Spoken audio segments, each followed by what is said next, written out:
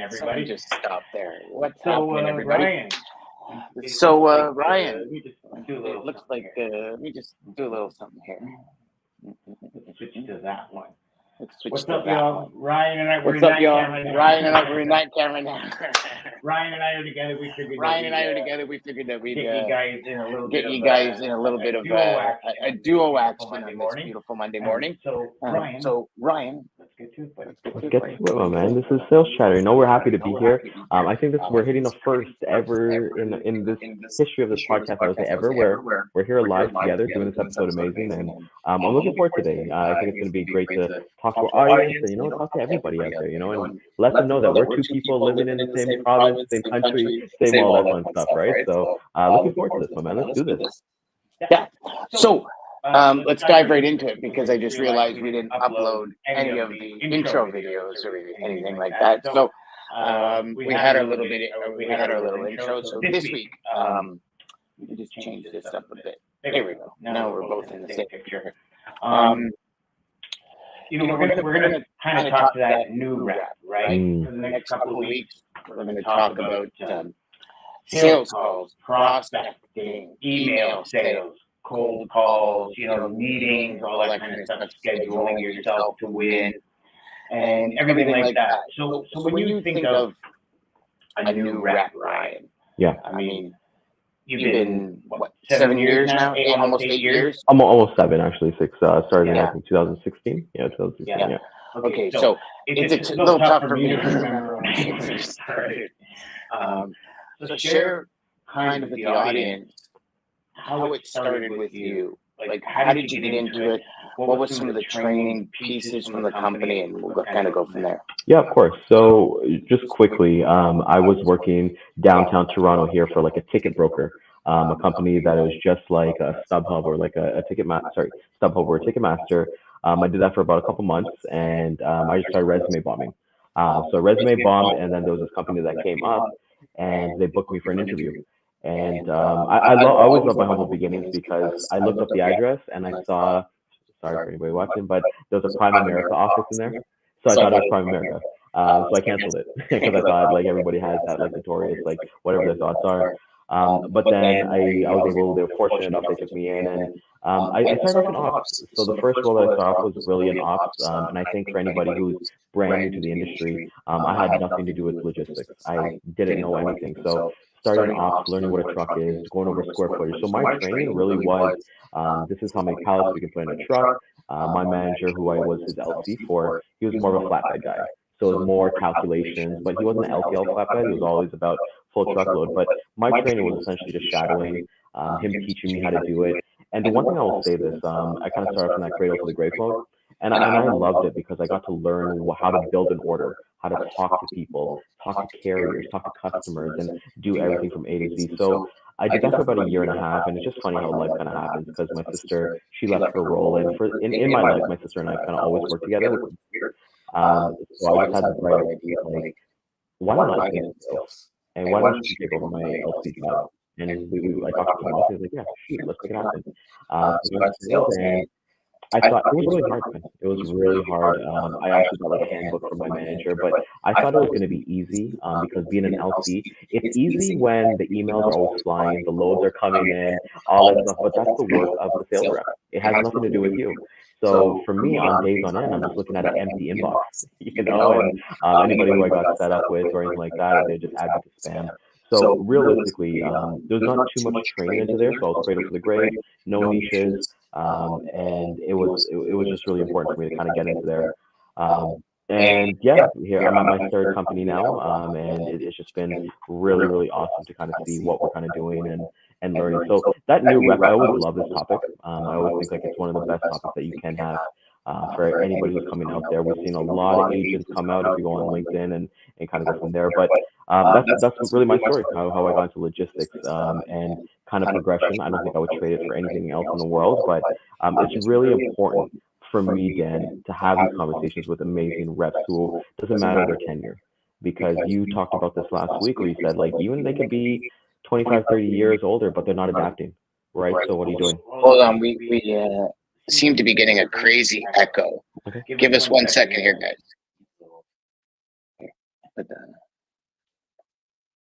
We're gonna see if this echo AirPods. There we go. Can you guys hear us okay now? Is this better? That was a tad better. So, okay, Ryan. So I think we got it solved now. See that boom mic that I forgot the cable for would have been the bomb right there. So continue. Sorry, I apologize for interrupting. Lisa says it's better. Yeah, of course, no, and like so for me that was kind of wrapping it up. I got like started in logistics, just like a bunch of all of us started that LC role, and then I went into sales. But when it came to sales, there was no training. I will say this for everybody. I feel like, especially now, if you're a newer rep, the cop out is sending a bunch of emails because it's low friction. So what I liked at the first company was that we weren't allowed to send emails until you made a contact with them, until you actually did something with them. You actually had a conversation with them or anything like that, and then you could send like intro packs and things like that. But I think cold calling, funny enough, I was telling this to a good friend yesterday. We met for coffee, and I was telling like I've been doing cold calls for about 6-7 years. Still terrifies me, man. Still terrifies me to pick up that phone and get the jitters and things like that. But cold calls, you can dig through everything. You can qualify a lot better. But for the newer rep who's looking at this is what our intention is, right? To kind of give them the tips and tricks. There's no conventional way. I know we'll get later on. I use a lot of video. I use a lot of video messages. I do a lot of text. I do LinkedIn. We'll get into all those strategies. But for me, I think had I not started off in Opstan, I wouldn't be here. Yeah. There's something that's said about starting in ops and doing your own ops. The company that I worked for, when it was first, like you would go into sales, so you would sit with an established rep and kind of listen in on their phone call and hear what they say and how they say it and what they do when they get rebuttals and stuff. But it was pretty much cradle to grave until you generated over $5,000 GP weekly, and I think it was for about 8 weeks or 12 weeks, and then you would get an ops support staff at that point, but not until that point. And originally I was kind of that type of person where I was like, well, like I'm paid to sell. I'm not paid to do support and that kind of stuff. And it was the best thing I ever did because you learn so much about the industry, right? There's a lot of companies up there that have like central dispatch, and I think it actually takes away from salespeople, especially in today's market, because we can sit there in today's market, and you all know it.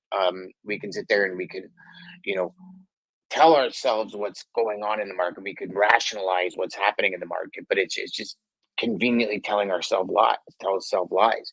And our ability to be able to pick up the phone and connect with people, we have to be in touch, and we have to kind of have that pulse on our network, right? And on the industry as a whole. So I do believe that, as much as cradle to grave kind of sucked, it was so important for the end result, right? To really become an educated salesperson. Well, you gotta. It's like whenever we buy something from IKEA, right? You go through the instructions. You gotta know it for there's those type of people who are gonna go ahead and start trying to building it, and then they're like, oh crap, I don't have enough pieces or something like that, right? So you gotta understand what our industry is, and what it does. And for me, like I said, starting cradle to the grave was the best thing I could because, like I said, I didn't come from logistics background. A lot of the people in the office, their dad was a truck driver, or they got into it randomly, but they took that time to learn. Right. And the one thing that I always kind of tell people that, you don't have to be on LinkedIn all the time. You don't have to always be reading these articles. You don't need to be like we always talk about being an expert and stuff like that. But then the big thing that we talk about, which we'll get into, especially for phone calls, analysis paralysis. Sometimes you just got to really dive in, figure out what's going to work for you. Because like, look, for example, Dan, in BC, they had the shutdown, right? At ports, right? If you don't do BC shipments, let's say you're doing like Maine or something like that, where Dean lives, that doesn't affect you. If you're doing like seafood or something like that. So figure out what works for you, because at the end of the day, like we can consume all these things. Like great example, yellow going under. That has nothing to do with my business, Dan. Like I don't do any of that stuff. Even if people are like, oh, there's gonna be complications. Like, No, there's not. There's capacity everywhere to find that, right? So I think like when we actually go ahead and factor and figure out the things that we need to do, then we start going.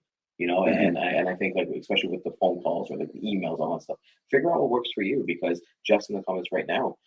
He's stocking shelves. Good for you, buddy. Yeah, I well, you asked what was the first thing you learned in logistics, and he said how to stock shelves because it's reality, right? Like, I mean, it's that's where he came from. He came from that side of the industry to move progressed over, right? It's you know, I agree with you. I think especially as a new, so let me rephrase that because that's not true. I don't think there's anyone that loves cold calls. Okay. Um, I know myself. I sometimes enjoy the energy of it Mhm. to kind of, but I have to be in that mood, right? And then there's other days where I actually find myself hesitating to pick up Yes. the phone and saying, okay, whoa, whoa, whoa, whoa, like, um, I know what I can do. Yep. I know what my product or service is. I know what it can offer. I believe in it wholeheartedly. And then there's that, ah, and I just feel the resistance in my body as I go to pick up the phone because I'm not saying it's not natural, but it's been a while since I've picked up the phone. And I think that, it's like Andrew Walt says, right? You hear no enough, you get immune to it, you get accustomed to it. And I've always found, Ryan, that no in business means something totally different than no in our personal life, Yes. Yes. right? Like, no in our personal life, when you say to your wife, well, do you want to go for sushi? And she says, yeah, no, I'm not interested. You're like, okay, no problem. But then, when somebody says no to you because you want 15 loads a week, and it's like all of a sudden, well, that's like my vacation. That's my livelihood, as opposed to just, okay, we'll have pizza instead of sushi. We'll have sushi next week, right? Yeah. What's your thoughts on that? Do you ever kind of make that juxtaposition, like look at that juxtaposition in your life and say, fuck, that's really what's happening No, because I think of it as all kind of like linear and the same. I think it in like for okay, let's go to that example. Like I actually had that example last night with my wife. My wife wanted pho, and I really didn't want pho. I really was adamant about it, but then we found a compromise, right? And then we went to a pho place. I got Chinese food there, stuff like that. But even with the customer, and I think it's really important that this analysis paralysis, whereas like we're researching the company, we're on the like every customer that we've had on here, guys is like they've always said like, no, I want you to research my company. I don't want to be in a secrets and stuff like that. I'm sorry, and I might go against the linear here, but unless you book a call with me, I don't care about your business yet. here? Like I'm gonna basically throw out my targets, my darts, whatever sticks, and then I do the research, right? So sometimes I don't even look at the website yet. Yeah, Like I again, agree. I just kind of make that call because here's the thing, right? Just when we're talking about analysis process, it's just like, okay, you research this company for 10 to 15 minutes. You said you're only gonna do it for 5. You did for 10, 15 minutes. You pick up that phone, voicemail. What are you gonna think? Oh, I don't want to work with them anyways, right? And that negative connotation from there. So I'm a big fan of just really having a list. I love treating sales like how like Wolf of Wall Street is or anything like that. Those stockbrokers, just do the volume. Yeah. If Alex Ramosi says it all the time, like you don't have to be great at this, but you just really have to, just keep cranking the dial. Like, Mhm. there's no luck in like business. It's just when you double the input or you triple the input, you're gonna get it's just natural progression, right? So Something's going to happen, yes. right?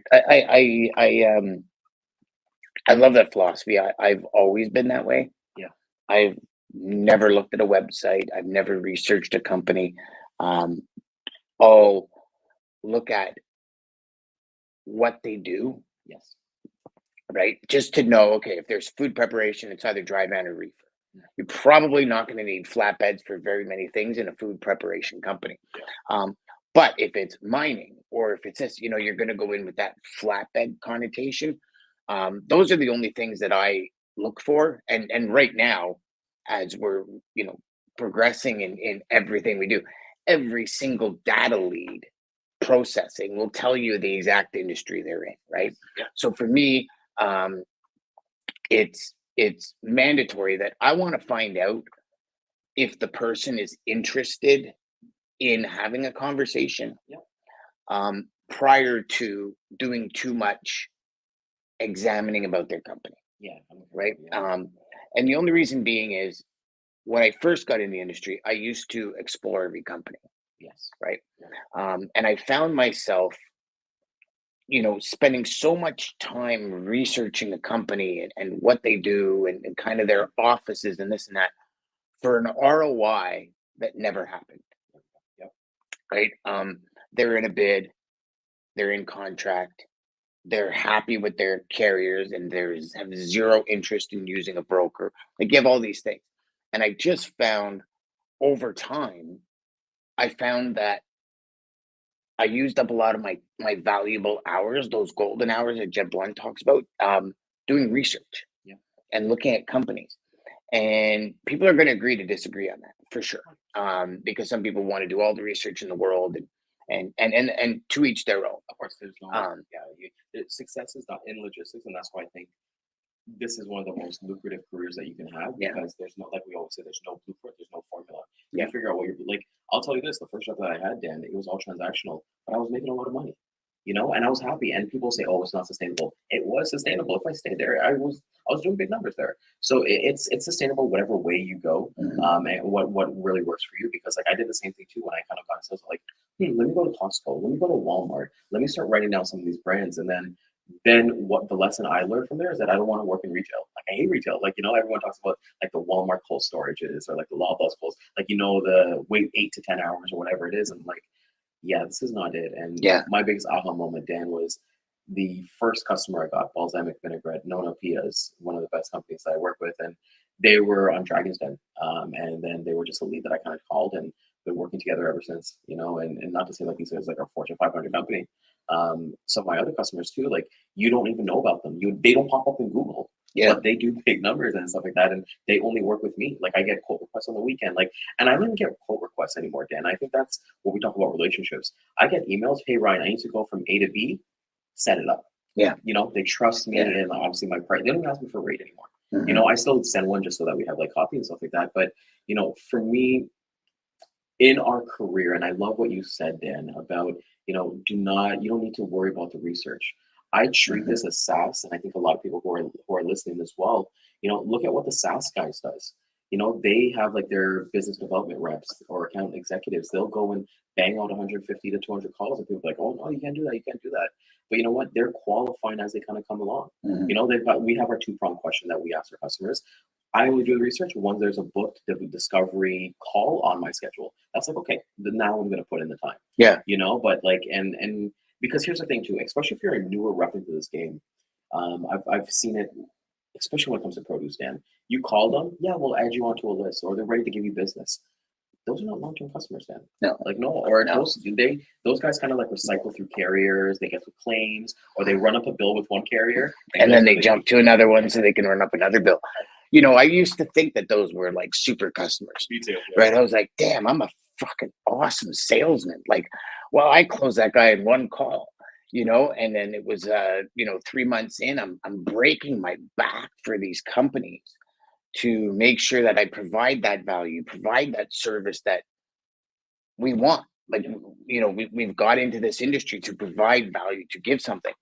And before we know it, it's like you start losing freight bit by bit, and all of a sudden, all the freight's gone. And you call them up, and they're like, "Well, somebody came in a little cheaper because we didn't understand." Right? This is where qualifying comes in. Yeah.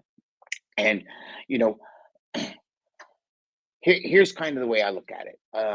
By not doing research, by not fully understanding where they are, all this kind of jazz with a company, I'll be the first to tell a traffic manager, and even Greg. When I first spoke to Greg, like Greg talks about research my company, know that there's not flatbeds. When Greg was at his first company, he was at Nature's Way, right? So we all know the name Nature's Way. It's it's vitamins, it's that kind of stuff. So I know by the name Nature's Way and because of the product, I know I'm not setting a flatbed in. So I was talking to him about dry vends and reefers, depending on what the temperature is, the tea tree oil and all the different oils they have. Do you protect from freeze? Do you not? And so it's kind of, I'm gonna say common sense, and I don't mean that to anybody new in a negative way. It's like when you're talking about a company like Nature's Way, it's pretty easy to figure out what the equipment is, right? Yeah, it's pretty And straightforward. so I told Greg, he says, "Well, I like people that do research on my company." And I said, "Okay, no problem." I said, "Here's the thing. I did zero research on your company. Yeah. I'm operating on common sense right now. should there be a fit between us? Because this is the big thing, and this is what we tell all of you all the time. If we match and we fit, I'll tell you one thing, I'll be most up to date than anyone you've ever spoken to on your company, on your history, on your needs, on our next call. Yep. But is there a fit? I'm looking for A, B, C, and D. Does that match what you need? Yep. And he said, yes. I said, okay. I don't even want to talk lanes. Let me do my job. Why don't we schedule a call for 48 hours from now? Yeah. And that was it. And so I would much rather take that approach in full transparency and say, because I've had prospects say, well, what do you mean you didn't research my company? I said, well, if you had to research every single like your salespeople, for example, if they had to research every single company, you know, if you had to research every single pallet manufacturer, if you had to research every single cardboard or box maker, you know, like who's got time for that? I said, it's nothing against you personally. I said, I understand the gist of what you're doing. Do I understand the nitty gritty and the inside and out? No, but nobody does before they call, because you can go on somebody's website and you can find offices all over the world. And like one customer of mine, $1 billion customer, they had offices in Israel, in Rome, in like 27 different offices. They pulled out of 2 to feed their warehouse. Just 2. One in the US and one in the Bahamas. And you would never have thought the Bahamas one because it was one of the smallest offices, but it's one of their largest manufacturing facilities. So I went in and I'm started talking, you know, over in Europe and over here and over there. And then the guy's like, yeah, it doesn't mean anything to me. Right. So you don't know. We really don't know until we make the call. And until we know we're congruent and that person's congruent with our message. Right. I think that's one of the biggest keys. Over research to start. And I want to clarify when I kind of say this here. It's just like I don't do research like until when I get that discovery call. Yeah. Right. So I treat my stuff like I'm not like, so just so you guys kind of know, like here, like I know a lot of people and I was kind of trained this way. Like if you get them on the phone, keep them on the phone, you know, and ask those questions. I'm not that type of person. I call, I tell them, hey, these are my 3 questions. I got to be for congruent. Does this work for you? How about I call it at 10 o'clock on Thursday? You know, until Thursday, 10 a.m., that invite is there. I'm doing my research. I'm doing everything that I can to know about the company, but I'm not going to do the research to do it beforehand because I don't need to. Yeah. You know, and I think for some people it works. They want to know like the inside out and blah, blah, blah. You do this, you do this.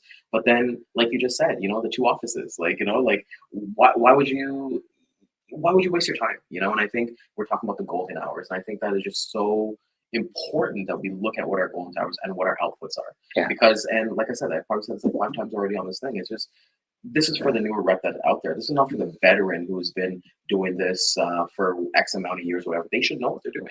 Realistically, yes. You know, and they should already have a routine that works for them. There we go. Yeah. So this is for the people trying to build that routine, you know, because I know when I went to that first job and I went to sales, it's like, what do I do? You know, I'm there. I get there at 8 o'clock.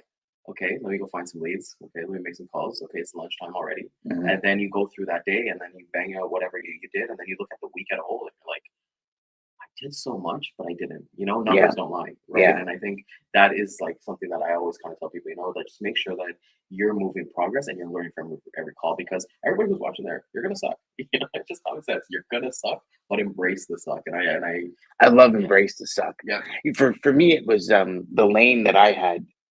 Like, you know, you talk about staying in your lane. Lane I had was always, do you have any backhauls to Canada?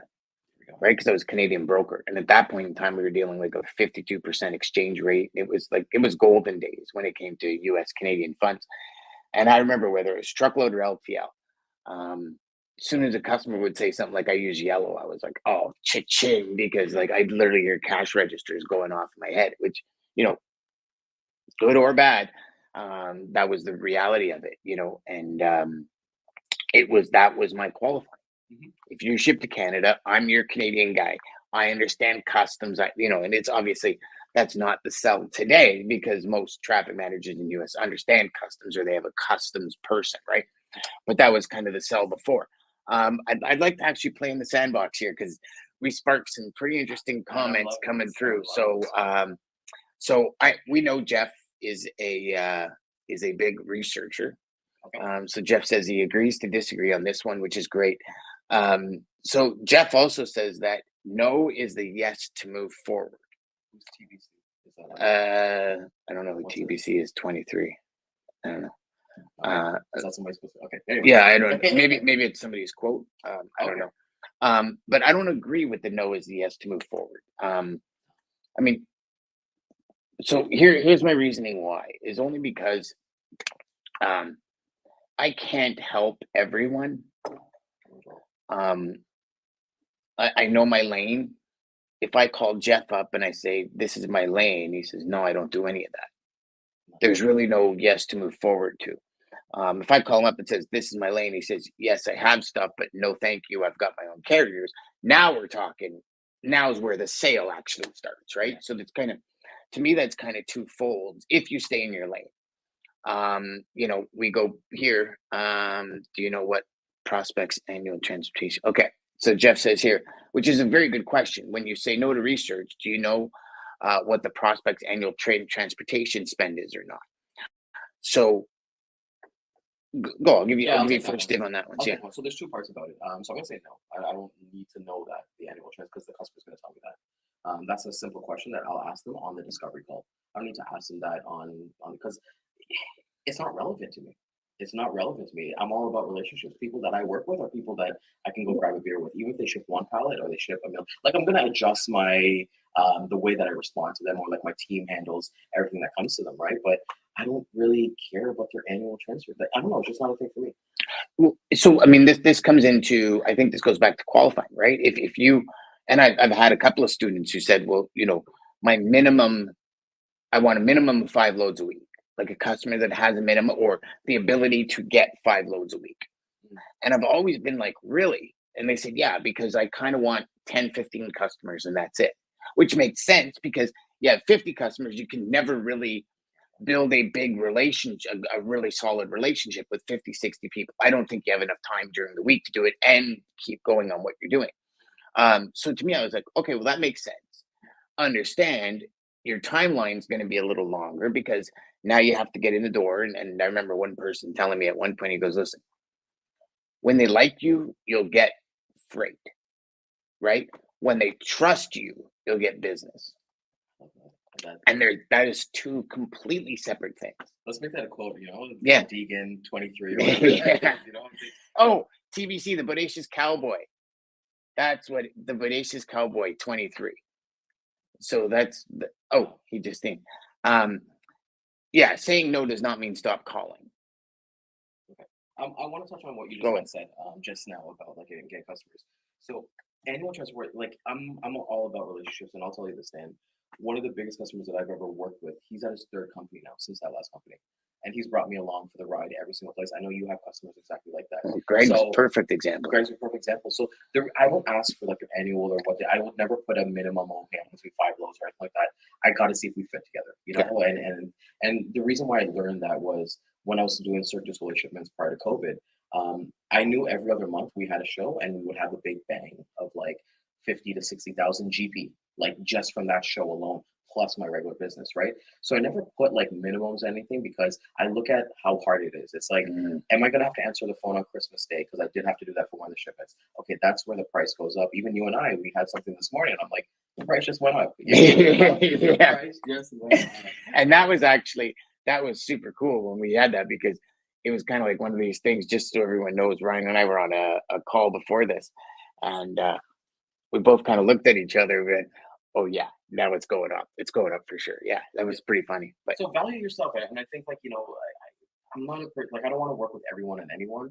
I'll give you actually I can't say this online. Yes, my sister-in-law. But it'll come in a couple months or something like that. But you just never know who's gonna welcome you or who's gonna introduce you. So when you talk about, here's a story for you. One of my companies I used to work with is Sandale. Sandale is a huge company. Everybody take a look at them. They do a lot of flatbed piping, PVC piping, HDPE piping. I work with the Houston location. Great guys there. I did a whole bunch of shipments for them, a lot of shipments for them, and that was just a simple cold call.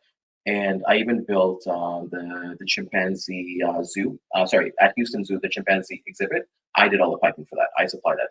Anyways, I didn't have a minimum with him, but guess what, Dan? He introduced me to 5 referrals, just like emails. It was like, hey, so and so, this is Ryan, this is my guy. Reach out to him for that. Yep. So if let's say if I put myself in a box and be like, hey, I need 5 loads. What if they only do 3 loads a week? And you say no to them, but they know their customer does 20 loads and stuff like that from there. And I think we'll talk about like client retention. I know we talk about it a bit, but like we'll talk about that. But you know, for me, I'm all relationships, man, because Drew, I learned this from Drew, and shout out to Drew Pearson. I love you to death. When he told me once that all of his customers, they play like F1 Formula racing like every week and stuff like that, and because they're gamers and stuff like that, I started thinking about my business differently. Would I go for a coffee? Would I go for a beer? Whatever, because people need to understand here, money comes and goes. It doesn't really matter at the end game. You know, you can have X amount of business. It's worth its weight in paper, right? It really doesn't mean anything with anything. But if you have a true relationship to a point where, Dan, let's talk even about us. You and I started off as a teacher and student. Now we're like, you're my brother, man. Yeah. You're like legit. And that's relationship based, right? If I didn't get along with you, I wasn't congruent with you, then we wouldn't be here right now. And I say the same thing with carriers or suppliers, every single person. So a new rep who's looking at this, go for the relationship, and be genuine about it. Like, you know, Anthony was here and he was talking about when he first got started, he really likes like slot machines. So I was like, okay, go call them. Like, take a video from a casino using one of their slot machines, and then maybe you hit a jackpot or something like that, and send that to them. Be of value to that person, right? And you know, that's where the research, everyone, like, I know I'm kind of getting hounded in here about not doing research, but the research only comes after they've committed to a discovery call. I don't have a reason to do anything until we get to that discovery call. Well, and I like that you said getting hounded.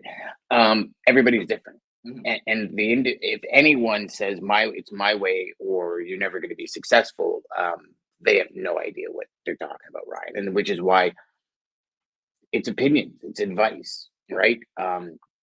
You know, I look at you know, Lisa, and you know, she's here. She says, "How do you know who you want to target, Ryan?" And so I think this deserves a couple of minutes. This conversation, you know, I think now everybody understands in the industry relationships is where it's at.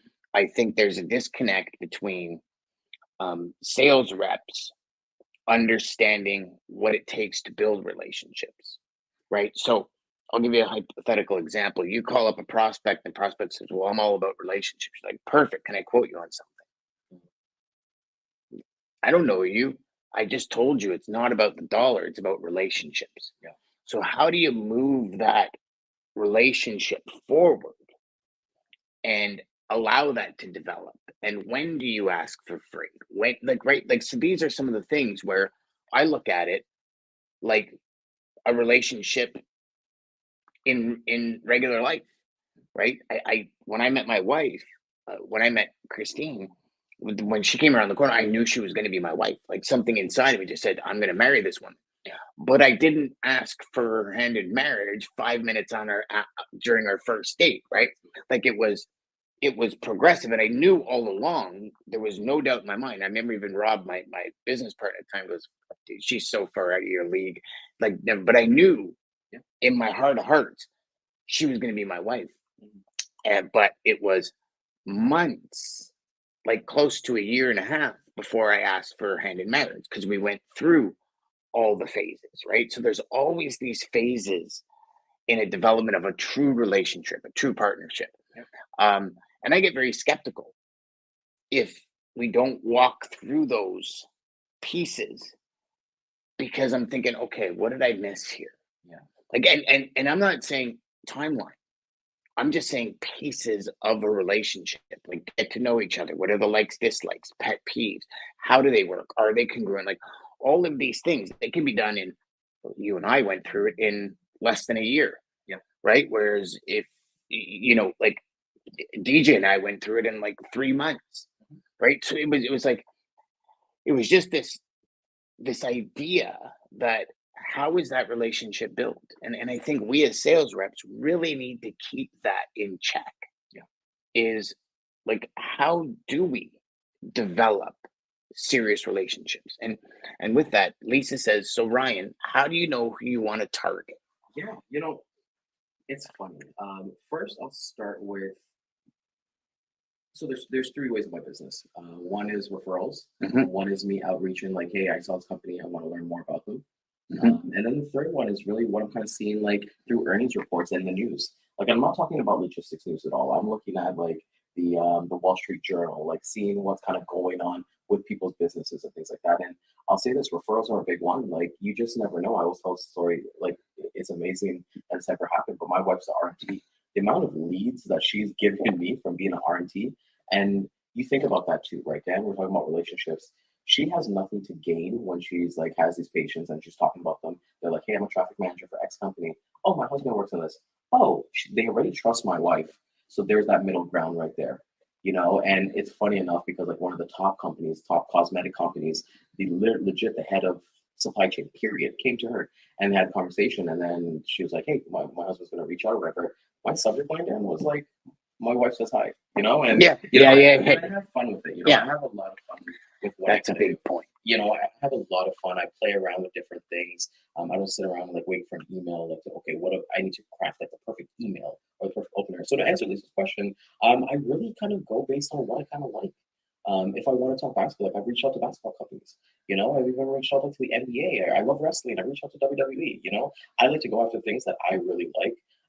And then I kind of break it down with like some like random ones. So like right now I do like a bunch of like minerals. Okay, well, let's see who some of the top players in minerals are. Yeah. And kind of make some calls from there. But I just have truly fun with it. Anybody sales rep, start with that. Start with something. So look at how things like I drove from Pickering to Mississauga today. Dan, I probably counted maybe at least like 300 trucks on the 401. Oh, easily. Yeah. And my mindset when I see that is like, they're hauling somebody's freight. This is so cool. So it's just like, where are they coming from, and paying attention to that. So that's it. It's really based on me, what I like to wear, what I like to eat. It's all based on my stuff because raving fan Lisa, shout out to you and raving fan. Like I love sending a picture. Chad's email to that raving fan email. Yeah. Oh my god, that was one of the best email sequences I've ever seen. Audience about the cleaner thing. Gosh, so I agree with you. I'm all about products I love to use. Yeah. I have to enjoy the product. Like, I mean, even I've been approached by numerous, multi-level marketing plans, and some of them I believe are kind of hokey, but some of them I've always said I'll join anything if the product's right. Yes. The product's got to be right. So the product and service, and for me, I have to love the product and service. And it was this F1 formula wax. And my wife got it for me. 2008, I think I had a silver Charger at that time. And I was like, okay, yeah, it's like this wax you spray on. You don't need any water, and you kind of wipe it. It pulls all the dirt away, and it doesn't scratch your car or anything. With a gray car, I was like, whatever, it's okay. It was good. I mean, I enjoyed the cleaning stuff for the interior of the car because it had a beige interior. That was awesome. But then I bought a black car in 2017. And if anyone's ever had a black vehicle, those mofos are so hard to keep clean. Like, especially I've got hard water at home, and it's like the spots and just the water spots on it. And I was ending up buffing my car every time I washed it. So it went from like a 30-minute wash to like a 2-hour wash. And I'm like, I just don't have the time to enjoy this. Like, I stopped enjoying it, right? And so I went, oh my God, that wax that I found. So I went out and I found some online on Kijiji because I couldn't figure it out. So I found a guy that had 3 cases on Kijiji. I went and bought all 3 cases. And I get home and I'm spraying and I'm like, this better work, man. Because I sunk like $200 into these cases. And I wiped it and it was like glistening, Ryan. Like, I finished my car in 20 minutes and I had the biggest smile on my face. I was like, I got to work with these people. So I called this guy up, and it was called from Pizzazz Incorporated out in Vancouver, BC. And I called the guy up, and I swear I hit the guy like Kibbles and Bits dog that jumps over the back of the other one. I was like, oh my God, you don't understand that. and I got a black car, and I was losing my mind. And I'm like, this is just awesome. Like, you don't understand. I have to work with you. And the guy's like, dude, if you love the product that much, he goes, we'll figure out a way to get you in. And like, that was the only phone call I've made in my life that was literally within 48 hours. I was moving truckloads of freight, and the relationship lasted years. Yes. And it was all because I was so ecstatic, right? Like that motion creates emotion. And I was moving around my office and I was like, oh my God, because it was the best thing since sliced bread for a black car. I go, like, everybody with a black car has to use this stuff. Like, no ifs, ands, or buts, man. Like, how do we get it into the hands of everybody that has to use it? The guy's like, I don't know. I go, hell, make me a dealer. I'll sell the shit. You know what I mean? Like, and I was dead serious, and I would have started selling it because it is the best thing for black vehicles. And even to today, I have cases in my garage, and somebody comes over with a black vehicle. First thing I do is pull a case. Have you ever seen this? Like, and I'm a black Camry. well, when you come over for the barbecue, I'll give you one for sure because I mean it's right. It's awesome. Like headlights and everything just beads off. So you put it on your windows. You don't need windshield wipers anymore. It just beads right off your car. Like it is awesome stuff, and it's all carnauba wax, right? But it's just like all these formulas in it, and it was one of the best things I've ever purchased. And right there, we were congruent. Like we hit it off because that guy loved the product too, right? So that was our It's connect. their own, right? It's their own. And I want to actually share a win here because I remember this. So everybody knows this. I have dogs. I feed them a raw diet, a commercial raw diet. So once we were kind of figuring out which company that we want to, I went after one, and we started feeding them. And my dogs love it, and they're a great company. I reached out, I reached out to them. I said the same thing, I love your products. Sent them a whole bunch of pictures, sent me a whole bunch of coupons, and we actually started doing business. I want to share a win with you, Dan. So we've been doing a lot of shipments for them in Ontario. Guess what? This company is now in the States. Who do you think they called? You. Exactly, right? So, you just never know where it's going to go. And I can rave about the products. Like my dogs are safe. Everybody who has dogs, I won't get into it from here. But, it's really important to know what you like. Like Dan's talking about this cleaner. He's so passionate about it. Just imagine how he's going to talk to his like carriers and all that stuff, right? I'm trying to get a wind music going on here. All right, sorry. Yeah, go on. Yeah, I know, and that's what for everybody who's going there. So just coming back to like everything here, that's why everyone's kind of like, man, look, I'm not doing research, or you got to do the contact, whatever. There is software, there's products for that. If I need to find the contact, I'll go into Zoom Info, I'll go into what is it, Seamless, I'll go into all those things, do a LinkedIn, stuff like that. But I just feel like that my message to everybody who's watching today, and they're kind of maybe getting the wrong message, is that don't get caught up in analysis paralysis. Yeah. Don't waste your time. Time is so precious. Like find out the company, and find out whatever the contact is, and then go after it. And be that Raven fan. Have the energy that Dan just had about that company. Imagine if you only made 10 calls and 5 people picked up, and you had that same energy. You're closing 5 out of 5, man. You're not going through your list. Hey, what's your annual transportation spend? How many truckloads do you do? LTL? Do you do fuck up? I get that. I understand it completely. But at the end of the day, there's a way that I like is being more personable and building that relationship. Like Dan said, he didn't ask his wife to marry him on the first time. I definitely didn't ask my wife the first time. We had to go on a couple dates and took a couple months and stuff like that. But at the end of the day, like, what if we just ask that person from day one, hey, you wanna go get married? You wanna go to Vegas? Well, and I think that's one of the biggest problems, right? Because so and I know we're going long, but I think today's episode is a special one. Man, we're here. We're here. We're here all day. So, hey, we're here all day. So, here's the thing. If I'm all about, and I always put myself in the person I'm speaking to's shoes, right? I'm about relationships.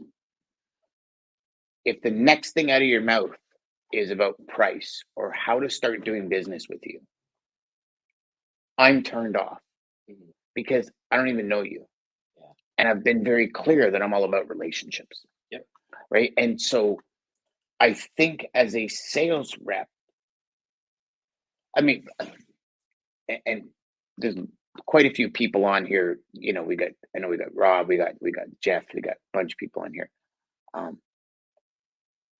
They're old school guys, and they'll tell you, well, yeah, you gotta listen to the customer. And I understand that, but I don't think we listen deep enough. Yeah. Right? Active listening. Like really, really listen and take the time. See, that was 2 seconds of silence. Mhm. Some people that's uncomfortable, right? And take that time when they say something. You know what, Mr. Prospect, Mrs. Prospect, you're right. And really understand what your next step is based on what their desires are. And if their desire is, okay, come on in, quote us, go on a list. If that's what you want as a supplier, then by all means, quote them, go on a list. Did I get the load? Because that's the next step. That's the easy, like that's easy sales, right? It's the relationship. Well, you know what? We build relationships with everybody. Okay. How would you like me to build a relationship with you? Right? And I don't think this is an unfair question because everybody's different. And I've shared this story with you a million times. A buddy of mine bought a $10,000 stereo. And he's like, do you hear it? Do you hear it? And I'm like, no, dude, sounds like my $50 Sony speaker. Right? But to him, it created sounds. And my dad's a musician. I remember asking my dad after my buddy bought it, he's like, oh, no. He goes, Dan, no. Like you hear different sounds in there that you like crisp, cleaner sounds. And I'm like, I don't hear it. Yeah. But if you were to show me a putter for 10 grand that shaved 10 strokes off my game, brother, I'd max out 2 credit cards to get that. And I'd pay the interest for 2 years. Like, you know what I'm saying? Because I care about that piece. And that's how we're all each individual and unique. Mhm. And so what matters to us as sales reps probably doesn't matter to our customer for most of the part. And no, they don't. And it's that development, it's that true listening that makes the big difference. Yeah. Right? So ask. It's I think it's a fair question. All about relationships. What does that mean to you? What does a relationship mean to you? Because relationships mean different things to different people, right? What does that mean to you? And that's, you're going now 2-pronged question, right? And you can at least get into the ups and downs of what it is the prospect really wants. Well, what a relationship means is you're always there. You're on time. If you say you're going to do something, you do it. So what does that tell you? Just those 3, right? I'm going to call you back in 2 weeks. You call back in 2 weeks, right? We are going to touch base in a month. Even if it's just a touch base, we are going to touch base in a month. You call back in a month. A month ago, we had a conversation. You told me to touch back in a month. I'm touching back because that's what a relationship means to that person. And if that takes you 6 months to get in the door, here's the thing. And love your thoughts on this. Would you prefer a customer that brings you in the door right away or a customer that takes longer to get in? Oh, longer, man. It's always longer. It's always, and you know what? It's about the long run, and that's why I love storytelling. When it comes to like wrestling, right? Kind of movie. Okay. Fair question for you, Dan. Do you want to know how a movie is within the first 5 minutes of watching it? You want to watch that 2 hours. You want to be led. But it's got to catch me on the first 5. Well, it's got to hook me, right? It's got to hook you. Yeah. And everything you just talked about, the stereo, you talked about the putter. That is emotional based selling or buying. So when I'm talking to a customer, I want to find what their emotions are. For me, maybe this is different for everybody else, but I want to know about their family. What do they like to do on the weekends? What are they? That's where I kind of find the congruency. And people will be like, oh, well, who cares? Like I'm just never, but it's just like, even like the same customer I was talking about who's been to 3 places, he's helping me play golf. I've sent him like videos of me playing golf. This has nothing to do with business. I'm establishing that and a genuine friendship. Don't establish a relationship just to fake it. To get in their pocket. Just to get in their pocket, right? Because it shows. You get exposed. Right. So, I see everybody that's out there, and coming back to your statement about like your about 10 to 15 customers, I tell these people, man, you really just need one customer to really change your life, So when I see people like kind of bragging about 70 to 80, I'm talking about a single person or something like that, 70, 80 customers, I'm like, God bless, man, good for you, but we all go in the same, what is it? The same, what is it? What thing when you die, the hole? The grave. The grave, yeah. Yeah. We all go in the same size grave, man. And do you want to say that, hey, I enjoyed my time with like 10 or 15 people that I thoroughly enjoy having conversations with? Or is it like when I pick up my phone, I see it ringing, I'm like, oh, F, what's going on, right? Yeah. So, God forbid we swear on this show. Yeah, exactly. Lisa says, what about a referral? So I'm not sure what you meant by that, Lisa, if you can expand. Let's talk about that for just a minute, Ryan, because we've got about another 7 minutes here, and then we'll let everybody go. Ryan and I got some more filming to do. But, for me, I think every salesperson should have a timeline. Mhm. And it's based on your sales sequence. And when I say sequence, everyone just don't assume that means automated. Every person is in a sequence. So everything you buy is bought through a sequence, Yes. right? Whether that be add to store, add to Amazon to house, like it's all a sequence. It's a sequence of events, and that's what I mean by a sequence. So for me, it's a 5 load or 3 week sequence. Mhm. After 5 loads, I always ask for a referral. And we've talked about this. I go in, I ask, what am I doing right? What am I doing wrong? What can I improve on? Yep. And with those 3 questions, I'm able to identify if it's time for me to ask for a referral. And if it's all yes, then I said, well, would you mind if I wrote a referral letter for you and wrote it and you just signed it? And if there was anyone you possibly know through your connections that you think would be able to use the value that I bring to you, can you connect me? Because the last thing I want is just a blind referral. Yeah. Right. So I've found, and I've asked for those before, and I've got blind referrals. Yeah. And it's this guy's buddy that is that a traffic manager. He's like, yeah, well, I got a list and I got 75 people. And I'm like, yeah, not even interested. Yeah. Right. And then I'm going back to my customer who's a really good person. I'm saying, like, listen, yeah, kind of, yeah, I probably should have explained it. And they're like, oh, yeah, sorry. No, he's not the guy you want to speak to. Right. And so, what's your thoughts on that? So it's two things. I like both. I like the blind and I like asking. So just for everybody who's out there, and I know we're getting away from the new conversation, but this is what I do every single month. I get my numbers as a rep, and then I send an email like load count, the amount of revenue we done, what we saw, right? So even if you're not the one booking the loads, it's really important to actually take a look and talk with your team. Hey, what did you guys see? Were you guys at the dock longer this time? Were you guys longer at the border if it's cross-border shipment? What are you seeing so that not necessarily have ammo, just have information, data. We talk about data a lot, right? And then you present that. And early on in my career, Dan, I would be that blind person that, hey, I would call, I figured it out, and it's worked for me. But I feel it's better when I let my customers sell my customers, because there was one company that I went with that I started prospecting, and I told them that I work with company B. And he actually asked me, he's like, hey, can I get the contact number? I want to call them and see how you do. And that's what they might get your customers to sell for you. It's just like with anything in life, They're the best salespeople on the planet. They're the best because they have nothing to. Well, it goes back to my wife, right? Her being an RMT, she sells my business better than I do because she has no gain into it. Like maybe she'll get a nice present or whatever, but it's not for that specifically. She's going. Oh, yeah, she's definitely gonna get that. Oh, yeah, definitely gonna get that. Yeah.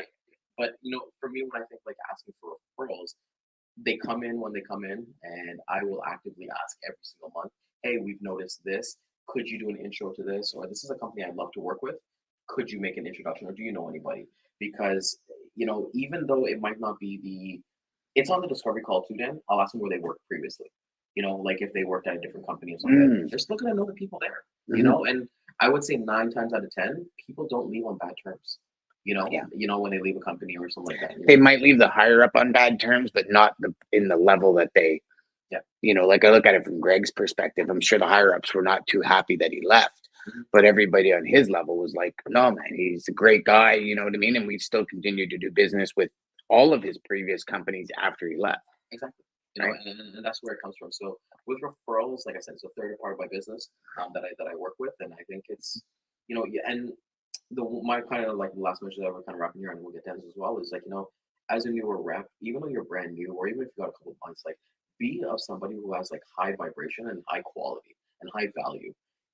Don't like there's a market for everybody in this industry. Dan and I were talking about the numbers the other day. I think it was like a couple $1 trillion, whatever, in this industry. So if you have the opportunity to be high value, if anybody's watched Suits, Harvey Specter, like the lawyer, take a look at that show. He's high value. It doesn't matter what his billables are. It's a fake fiction show, but I'm pretty sure there's people like that in this world. 1,000%. You know, and they just go based on their reputation. Like they know when they hire him for a court case or something like that, he's gonna crush it. He's gonna win. Yeah. You know, so judge me based on like wasn't Joe Belfort said, don't judge me based on my winners, judge me based on my losers.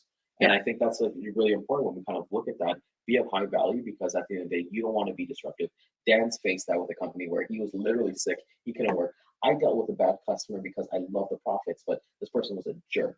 You know, so why would I want to do that again? And for any sales rep out there, it doesn't matter. Why would you want to do that to yourself? You know, there's more to life than our careers and stuff like that.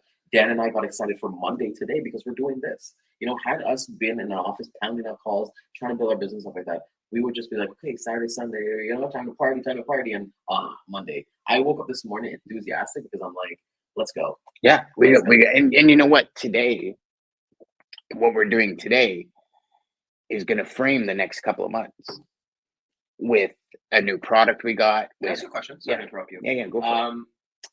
Alex Ramosi talks about this a lot, and I really want to get your thoughts because this is exactly what you're saying. Yeah. He said if you want to measure success, he measures his life in decades. And that got me thinking, Dan. You know, we think about 1 year, 2 years, short-term goals. So coming back to that, Dan, have you ever thought about decades? And for the audience as well. Yeah. What does that look like?